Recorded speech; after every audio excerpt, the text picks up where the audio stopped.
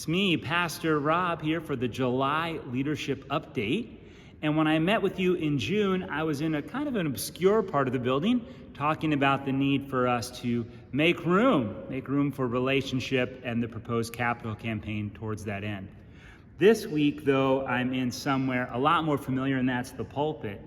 And I'm here because I want to talk with you about another thing we're really focusing on at St. Paul, and that is developing leaders for the Church of 2040.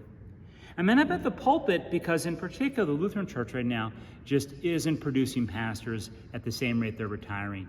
In fact, for every one pastor that becomes ordained, we're retiring now 5.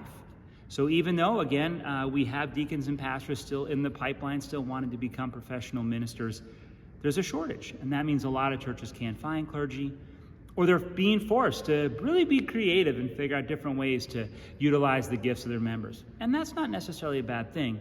But at St. Paul, we really believe we can help people become deacons and pastors and just develop their leadership skills for ministry.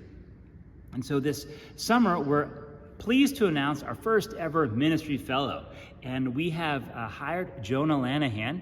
He is a recent college grad who also went to Warwick High School, who grew up in the Lutheran Church, was really active as a camp counselor at the Lutheran camps, and is discerning a call to go to seminary and to ministry. And so we wanted to offer him an experience here at St. Paul where he could grow in his skills, help us out, and figure out, is this what God is calling him to in his life? Part of what has made that possible is that, well, first of all, you're all generous and allow us to move ahead in mission and ministry.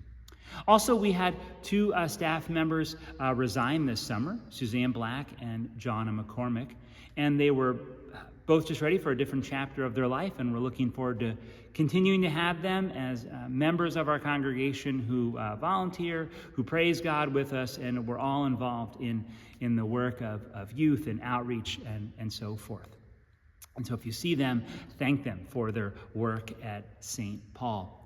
There's also some other stuff, like I'm going to be helping to teach a class at a seminary this fall, as well as this winter. But it's not just about pastors or deacons. It's also just about helping to equip people to realize that some of the gifts they have can indeed not just be used in the world out there, which is ultimately the great purpose, but also within worship itself. And so I'm here at the pulpit where we often have lectors. And like this summer, one of the things we're doing is we're going to try to slightly tweak the system of how we have people sign up for worship volunteering, because we really want to make it easier and really kind of broaden the base of the people. Because we all know that when we volunteer in church, not only do we kind of have a different attitude towards worship, but God often uses that to kind of kindle some other stuff in our hearts. So thank you for your generosity this summer, and that's our July update.